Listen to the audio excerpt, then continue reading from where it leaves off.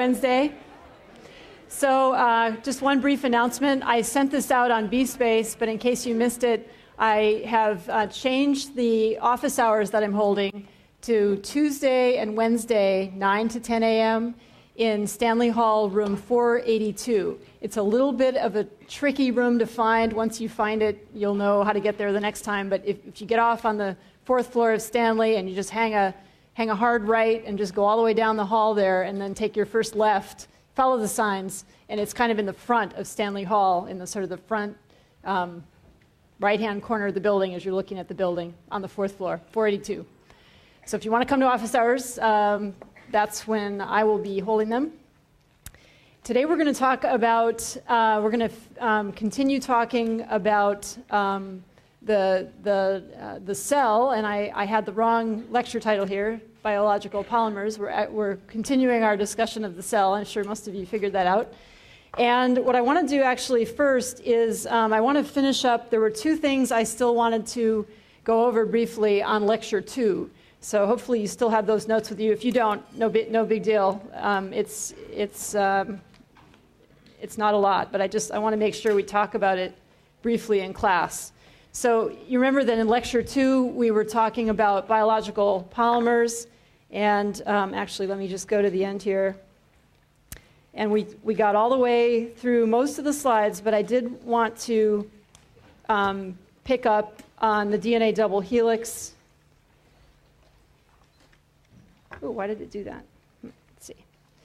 Let's go to slide 26. There we go.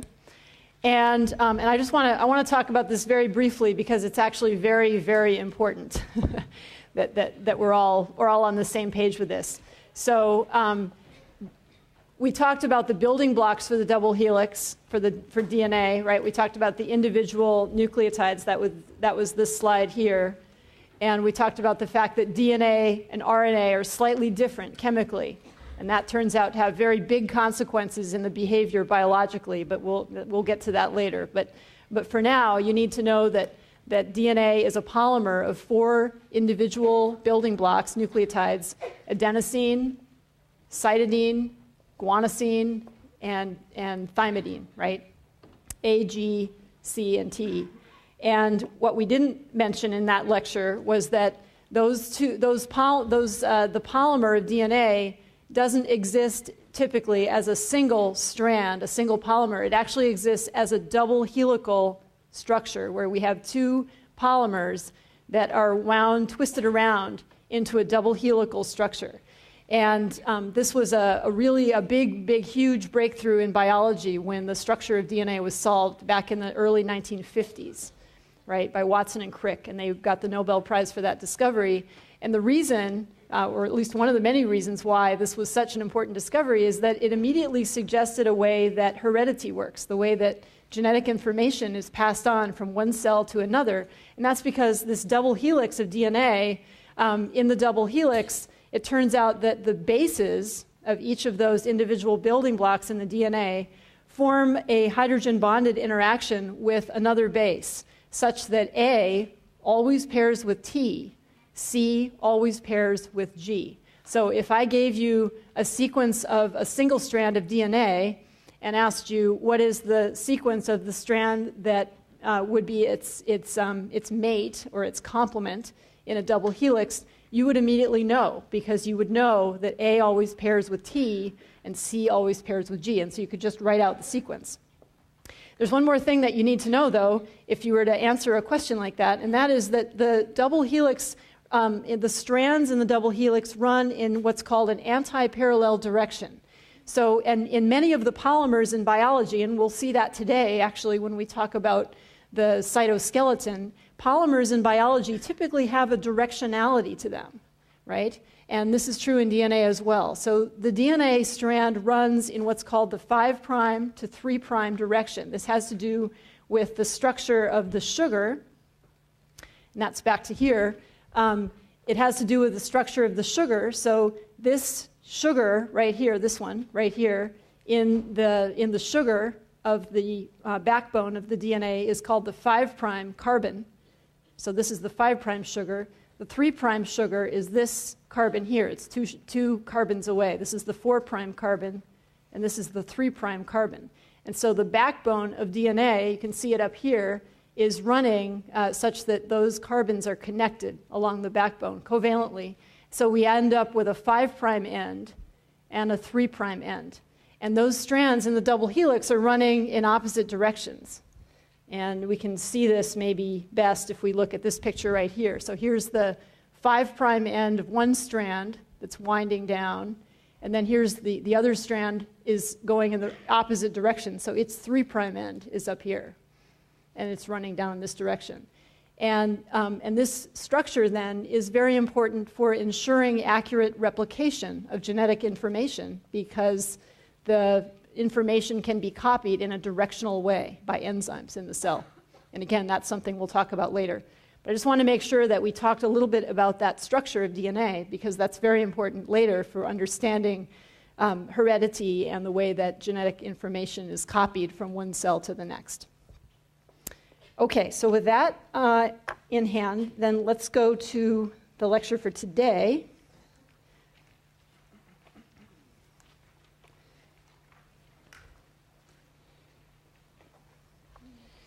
Okay, and we're going to talk about the cytoskeleton and the extracellular matrix and how cells are kind of knitted together in tissues. So the cytoskeleton is a network of fibers that basically gives the interior of the cell some shape and also allows it to move and allows internal molecules like ribosomes to move around as well. So the discovery of the cytoskeleton really was possible because of the kinds of microscopy that we talked about last time that have made it possible to really look inside of the cell and see these kinds of structures. Because when people first were looking at cells with very low resolution light microscopes, for example, they didn't think there was much structure inside the cell. It just looks sort of like a bag of molecules in there.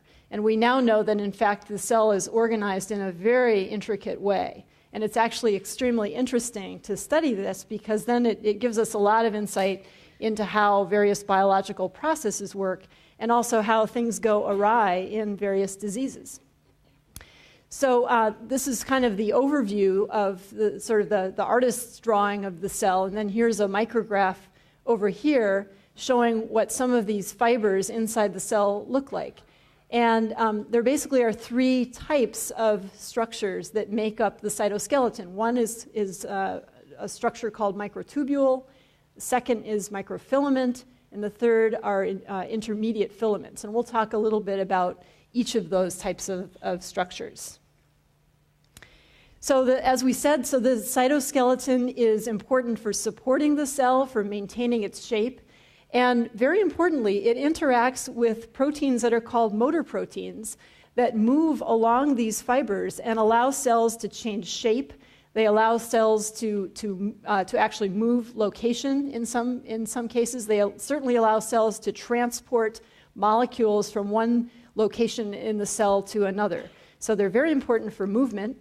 And it's a lot of really beautiful research that's been done over the last decade or two has shown that these fibers in the cell really function like monorails. You can actually visualize motor proteins moving along those fibers carrying cargo, which is very, very interesting and very, very nice.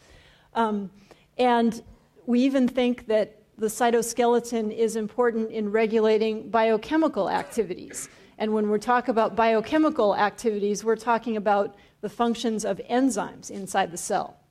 So the cytoskeleton is really integral to virtually everything that the cell does. This is a nice picture. This is from the book. Here's a micrograph on the bottom showing a microtubule. You can see it really is literally a tube. It has a hollow interior. And in this picture, we can see that there are vesicles, and remember from last time that vesicles are membrane-enclosed sacs that probably have, in this case, some kind of cargo inside, some kind of molecule is being transported somewhere in the cell. And these vesicles are just moving along the microtubule. You can't see the movement, obviously, in a static image like this, but there are lots of various kinds of experiments that can be done to look at that movement. You can put fluorescent labels onto the vesicles, for example, and actually see in real time these vesicles trafficking along the tubules. And then up here is the artist's rendition of this. So here's the microtubule, here's the vesicle, and it's actually attached to the microtubule by motor proteins that move through the hydrolysis of adenosine triphosphate, ATP, which is the real powerhouse, the energy of the cell. And that's something we'll talk more about later in class. But it's important to know that these motor proteins, they don't just move without any energetic input. They require energy to move this cargo around in the cell. Okay, so as I said, three components of the cytoskeleton. So this is important that you know this. Microtubules are the thickest of the three components of the cytoskeleton. So that's, we can see that easily by microscopy. Microfilaments, which are also called actin filaments, are the thinnest components. And then we have, of course, the intermediate filaments that are kind of in between. All three of these types of fibrils are composed of proteins. They're all composed of polymerized proteins. Okay, so here's another example in biology of a polymer structure that's incredibly important for function in the cell. This is a table from the book. You can't really read it here on the slide, but I want to just put it up there. I would like for you to, when you're studying this material later and reading the book, please spend a little bit of time on this table. It has a nice comparison of these different fibers, the components of these fibers in terms of their protein subunits, and then down here, something about the structure in each case, how they're put together. Okay? And so we're going to talk a little bit more about each of these different types of fibers. Microtubules, so as we said, these are the largest fibers in the cell. They're hollow. There actually are tubes, and they're roughly 25 nanometers in diameter and about 200 nanometers long, and can be even longer, up to 25 microns long, so they can be very long. And they have a variety of functions. They're important for shaping the cell. They're important for guiding the movement of cells and of organelles inside the cells. They are critical for separating chromosomes during cell division as well. Okay, so that's a really critical function that, again, we'll probably say more about later. For many years, people had visualized microtubules with microscopy, but it wasn't clear how they were put together. And then some really incredibly exciting and groundbreaking work done here at Berkeley by Professor Evan Agalis and Ken Downing up at the Lawrence Berkeley National Lab a few years back revealed the first structure of the component of microtubules, which is a protein called tubulin. And what their structural data showed is that tubulin is actually comprised of two separate subunits, an alpha protein, alpha tubulin, and a beta subunit called beta tubulin. This is all in that table on the slide, the last slide that I showed. And these two subunits of tubulin come together to form a dimer, what's called a dimeric structure, and then it's that dimer that is the repeating unit in the tubulin structure here. So this is actually an image made using cryo-electron microscopy, so very sort of high-resolution electron microscopy methodology to see where you can actually start to see individual units. And you can see here that the tubulin structure is, it's a globular protein. It has sort of a shape sort of in a sort of a globular sort of shape to it. But when it comes together in this very specific structure, it forms these tubes. And this is important because these tubes are, there's a couple of important properties to this. One is that microtubules have directionality to them. So just like we talked about with DNA having a directionality to the DNA polymer, Well, microtubules also have directionality. So they have a positive end and a negative end.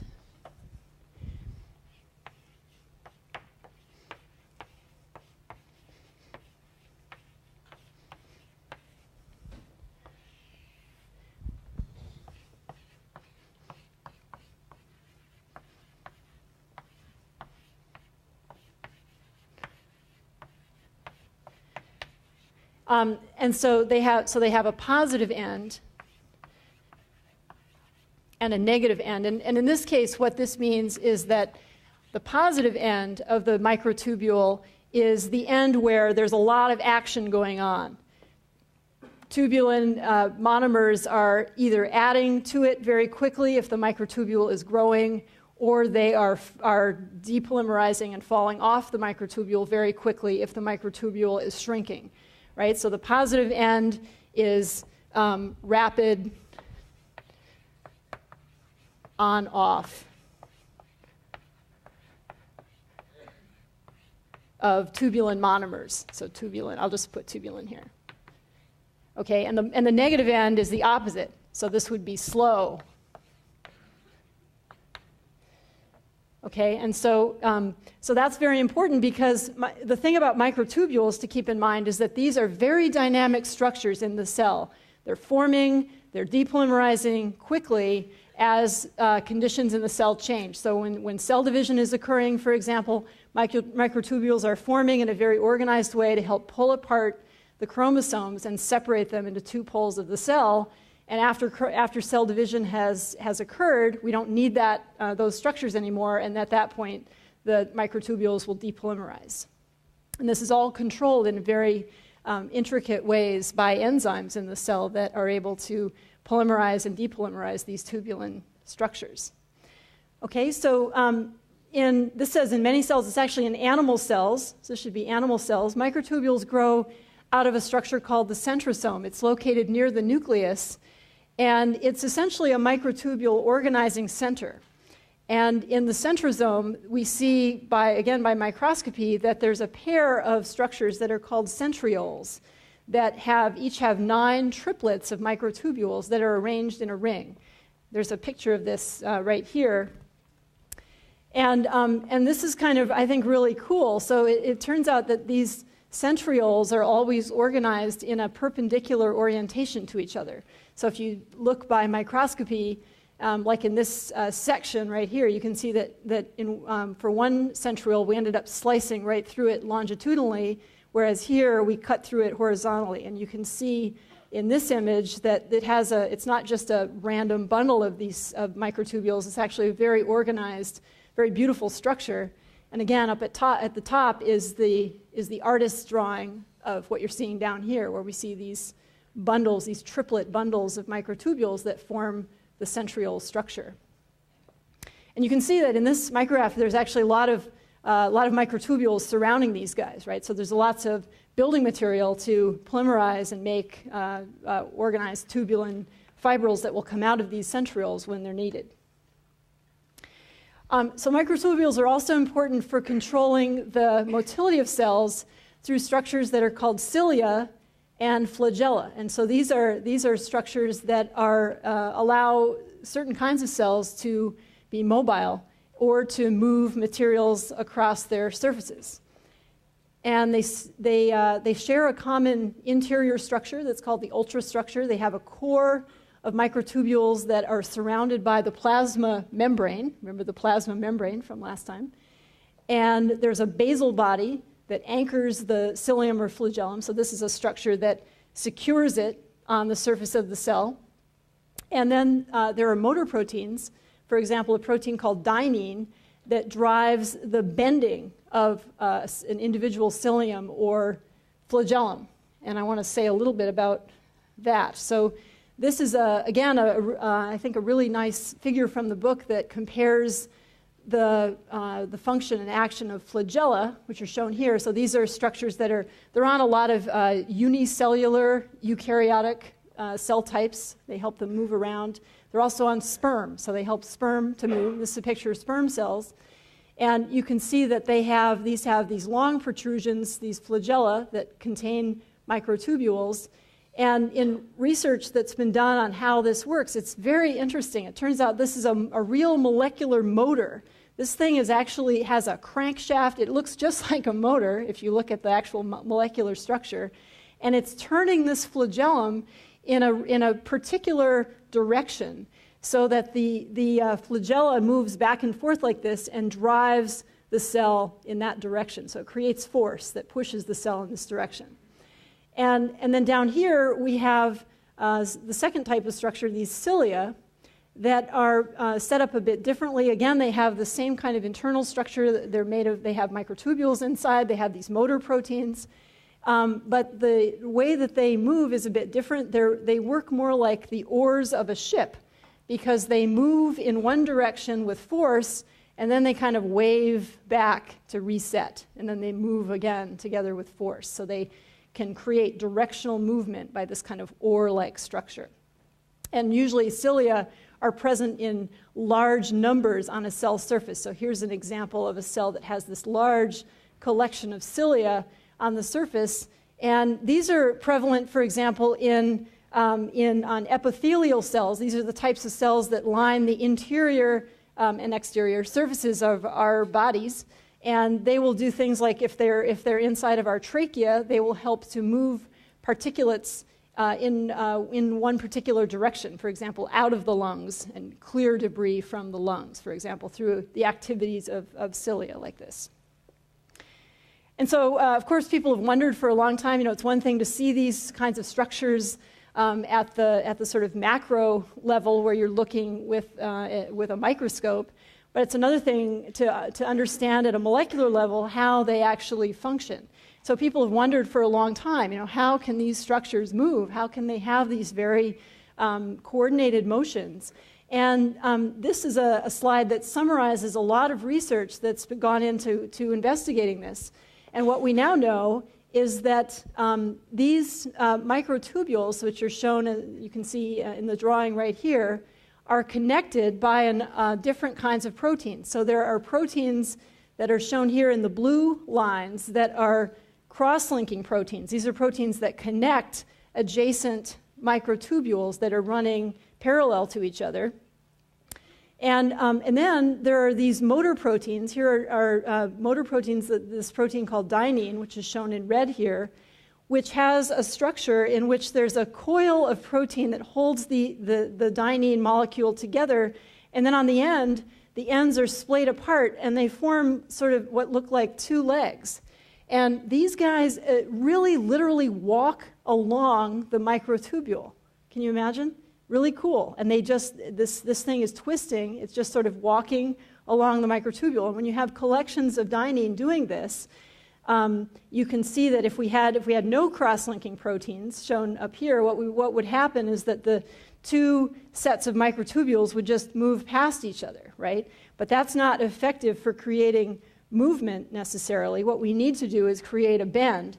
And that's where those cross-linking proteins, these blue proteins here, come in, because they actually hold the orientation of these parallel sets of microtubules such that as dynein moves along one set, these are held in place by the cross-links, and this creates an actual bend in the structure. And again, this is all fueled by the hydrolysis of ATP. So this is a process that requires energy to do. Cells require energy to create this kind of motion. And then down here in the cilia, motion is thought to be generated directionally by the fact that these sets of dynein molecules, they have sort of a wave-like activity where they begin walking down here, and that moves up the cilia, the strand, in a directional way. So that creates this bend that moves along the entire structure of the cilium.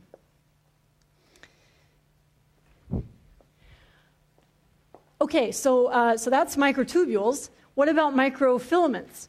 So these are rods that are, is that sort of cut off? I don't know why that's cut off, but you have it in the notes. It's not cut off by too much. So these are solid rods of protein that are made up of a twisted double chain of actin proteins. So these are individual folded proteins that, again, form a polymeric structure, a polymer, a chain, in which, in this case, there are two actin chains that twist together to form these microfilaments. And they're important because they're important for bearing tension in the cell and in resisting various forces that might otherwise push the cell into a very strange shape or, in fact, stretch it beyond its breaking point. And they form a three-dimensional network that's called the cortex. It's just inside the plasma membrane, and that's what you're seeing in this micrograph right here, and are very important for supporting the shape of the cell. And then it turns out that there are these bundles of microfilaments that actually make up the core of what are called microvilli inside intestinal cells. And these are important for moving material through these cells, across the surface of these cells. And they can also be very important in various kinds of secretory processes. That means secreting molecules out of these cells where they can be either taken up by other cells or put into the extracellular matrix. And so microfilaments are important in another way. These are also filaments that can function in cell motility. And in this case, they actually use a different kind of motor protein, a protein called myosin, that is a protein that bears some similarities to other motor proteins, but really has, at the molecular level, a unique structure and way of functioning. And this is probably most prominent for us in terms of thinking about this. The importance of this is in the function of muscle cells. So in muscle cells, there are thousands of actin filaments, these microfilaments, that are arranged parallel to each other, and in between those microfilaments are myosin fibrils. Those myosin fibrils are a bit thicker, and very much like what we saw in that picture of the dynein motor protein, the myosin filaments are also interacting with the flanking actin polymers, and this creates sort of a sandwich-like structure here, where you can see these actin polymeric filaments running in this direction. Here are the thicker myosin filaments running in between. And you can see that in this case, there's sort of these protrusions that come out from the myosin fibril that are interacting with the actin filament. So this is the arrangement inside of a muscle cell. And so for contraction to occur, for a muscle to flex, what happens is that these fibrils, the ends of these myosin proteins here are interacting with the actin fibril, and they're able to move along this fibril much the way has been seen for the dynein interaction. So they're walking along these fibrils, and again, this is the type of this motion is something that requires energy input. It requires the hydrolysis of adenosine triphosphate for these guys to move. And when that happens, it leads to a contraction in the cell. So it actually leads to the cell shrinking in size. It pulls these fibrils together, and temporarily the cell contracts. And then when they walk back the other way, the cell relaxes, right? And so this is how we can have muscle contraction occurring in a very coordinated way, in a very controlled way, is through this process going on in each muscle cell. Really amazing. Okay, and then finally we get to the intermediate filaments. So these are filaments that have a range in diameter from roughly 8 to 12 nanometers in size. So they're bigger than microfilaments, but they're smaller than microtubules. So hence the name. And these are very important for supporting the shape of the cell and also for ensuring that organelles remain in roughly the same place. So in other words, you remember we talked about the mitochondria in animal cells and chloroplasts in plant cells, these big organelles, and also the whole endomembrane system. So these are not just floating around in the cell, but they're actually they have these struts, these filaments that help to hold them in place in the cell, so they don't just freely diffuse around in the cytoplasm. And importantly, so these intermediate filaments are a bit more permanent than the cytoskeleton. They're more permanent than the other two classes of fibrils that are found in the cytoskeleton. So we talked about the fact that microtubules are very dynamic structures, right? We know that tubulin is able to polymerize into longer microtubules, and then when the conditions in the cell change, tubulin depolymerizes and those microtubules will shrink. So those structures are, in many cases, are shrinking and growing quickly inside the cell. In these cilia and flagella that we talked about, those would be more permanent, right? Those microtubules in there would be less likely to be growing and shrinking quickly. But these intermediate filaments are really very permanent. So even after, for example, our skin cells on the surface of the skin die, and you look at those dead cells, we can still see that the intermediate filaments are there.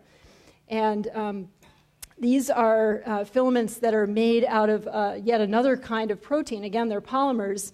They tend to be, there's a number of different kinds of intermediate filaments, but they're all made out of proteins that are a member of the family of proteins that are similar to hair protein, keratin, which is the hair protein.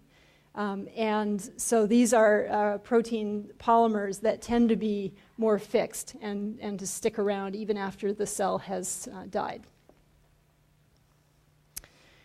Okay, so that's the sort of tells you a little bit at least about the structure of the interior of the cell and the proteins and the filaments that play a part in that. It turns out that there also are extracellular components that help to organize cell activities. And this is something that I think has really come to be appreciated a lot more in recent years in biology, is that for a long time there was a focus on the cell and what was going on inside of the cell, and more recently through a number of different kinds of experiments that have been done and disease processes in particular that seem to involve things that are going on outside of the cell, there's a lot more appreciation that the outside of the cell is actually really very interesting too, and lots of interesting biology going on there. And so we want to talk a little bit about that. And so first of all, most cells will make and secrete materials that are external to the plasma membrane, right? So they actually put proteins and lipids and other kinds of molecules outside of the cell where they have very important function. And some of these structures include things like the cell wall of plants, the extracellular matrix, which they abbreviate in your book ECM, of animal cells, and then various kinds of junctions that allow cells to interact with each other and with their environment. So, so the cell walls of plants, so this is important to know about because it's a structure that really distinguishes plant cells from animal cells in a very fundamental way. So we talked about the fact that, last time, right, we talked about the fact that there are two basic types of cells, prokaryotic cells and eukaryotic cells, and plant and animal cells are all eukaryotic cells, so in that sense they have that commonality. But if we look at what's on the outside of the cell, we can see a very profound difference between animal cells and plant cells. Animal cells have the plasma membrane that we talked about, and they have something called the extracellular matrix that we'll talk about in a couple of moments. But if we look at a plant cell, they're surrounded by an actual cell wall. And it turns out that some prokaryotes, fungi like yeast, and various protists also have a cell wall, so it's not just plant cells, but these guys too. And this is an important structure because it protects the cell, it maintains its shape, and it prevents the cell from taking up too much water. So it really creates a very strong barrier surrounding the outside of the cell. And so how are these made? Well, it turns out that they contain cellulose fibers that are embedded in other kinds of polysaccharides as well as proteins. And remember that we talked about cellulose as being a polymer. It's a sugar polymer. And the individual sugar units are hooked together in a particular way. And the way that they're hooked together is such that they're very resistant to degradation, either to break down just by natural processes like hydrolysis that are uncatalyzed. They're also very resistant to breakdown even by enzymes. Right? So it helps the plant cell to protect itself because there aren't very many enzymes that are good at breaking down cellulose. And just as an aside, this is a big issue for biofuel production. For people that are interested in making fuels out of plant material, dealing with cellulose is a big problem. It's really the material in the plant cell wall. How do we break it down efficiently? It's not an easy thing to solve. And I don't know if I have I have this picture right here. This is kind of a nice micrograph here. This is again out of your textbook that shows that the plant wall actually has multiple layers. So there's a primary cell wall, and that's shown right here. And it's relatively thin and flexible, and this is the initial part of the cell wall that is produced by the cell. And then there's some material here, this middle lamella. This is material that's in between two adjacent primary cell walls of a cell. And then in some cells, like especially in plants like trees, in the wood, bark, where they have to be very, very strong, there's a secondary cell wall that gets built up around these cells, and it's added between the plasma membrane and the primary cell wall. And that's shown right here. So it can be very thick. And this, again, would have a lot of cellulose in it. It probably has other kinds of polysaccharides in there and proteins that create a very, very strong barrier around those cells. Okay, and then down here, we can see an artist's drawing of adjacent cells. And you can probably recognize, hopefully, some of these things that are inside the cells. Like here's the brown is the cytosol inside the plasma membrane. The plant cell wall is on the outside. Here's a big central vacuole that would be a membrane-enclosed vacuole that probably in these cells would control water intake and export. And then these would be, what would those guys be? Chloroplasts, right? Yeah. Right, so chloroplasts there. And then you can see that there's these connections that occur between the cells where the cytosol is actually interconnected between cells, and that's called the plasmodesmata. These are the actual linkages, channels that occur between adjacent plant cells. And those are important because they allow molecules to travel between different cells. And there's still a lot of research going on actually on what actually is going across those channels and how does that influence the behavior of cells. Very interesting, lots of interesting biochemistry for sure going on there. Okay, and then so plants have the cell, cells have the cell wall. Animal cells don't have a cell wall, but they're actually covered by what's called the extracellular matrix. And this is something that's made up of a combination of glycoproteins.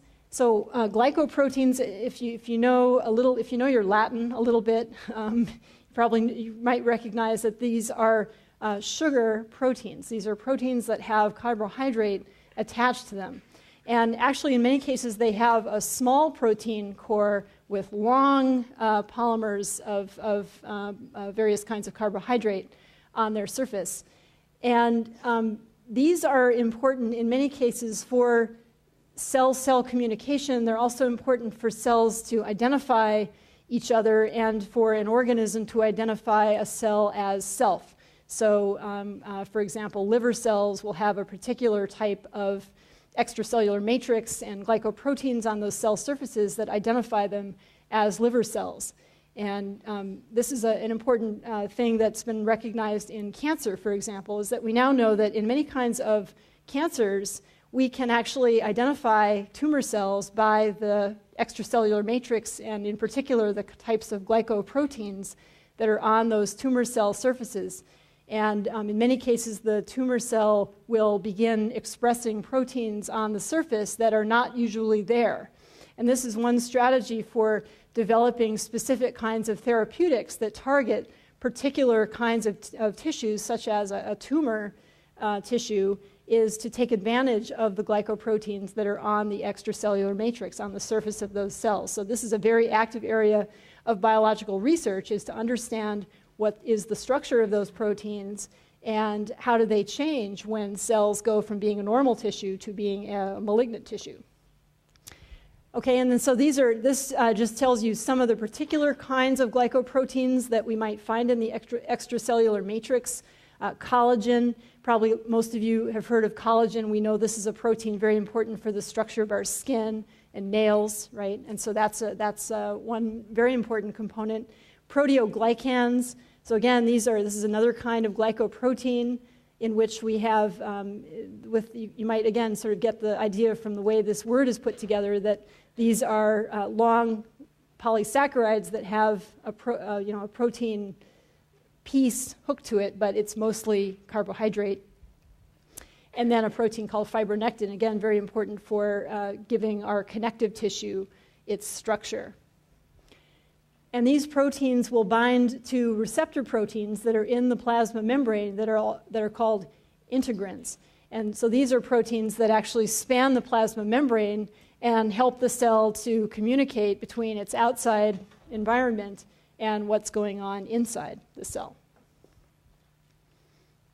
Yeah, so here's a picture of this.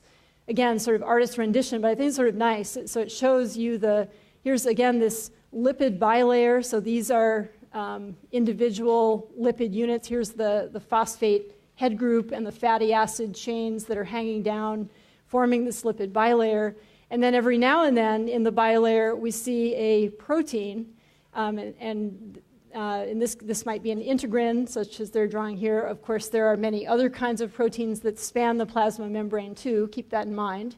But in this case, they're showing you these integrin proteins that really go across the plasma membrane and span all the way from the cytoplasm through the membrane to the outside of the cell.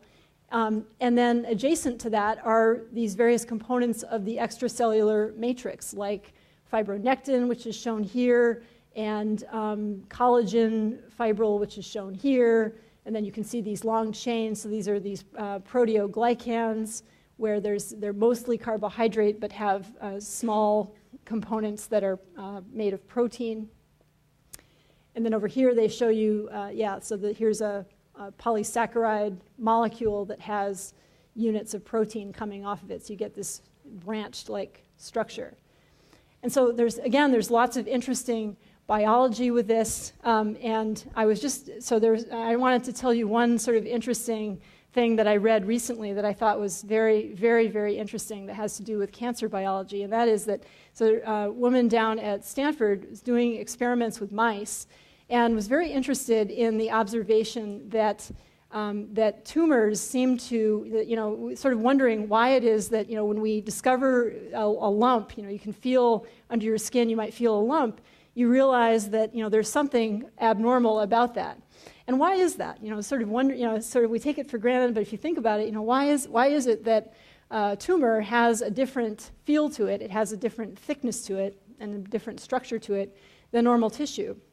And so an experiment that her laboratory did was to take mice and take female mice, and they injected into one side of the chest, one breast, a type of protein that would cause cross-linking of the tissue. So it was a type of collagen that would cause the tissue to become much thicker than what we observe in normal tissue. And the other side was left normal.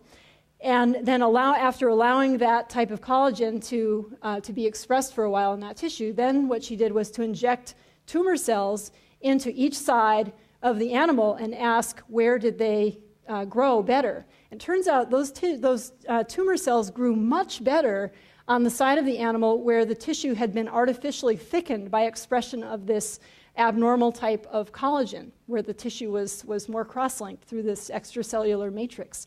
And so it suggests that these tumor cells are actually very sensitive to the structure of the tissue that they're surrounded by. And that, in fact, for reasons that are still being figured out, they actually prefer this thicker, stiffer structure. And so, there's a lot of research going on in various laboratories. Mina Bissell up here at the Lawrence Berkeley Lab, for example, has been very interested in breast cancer cells and how they respond to the extracellular matrix and environment.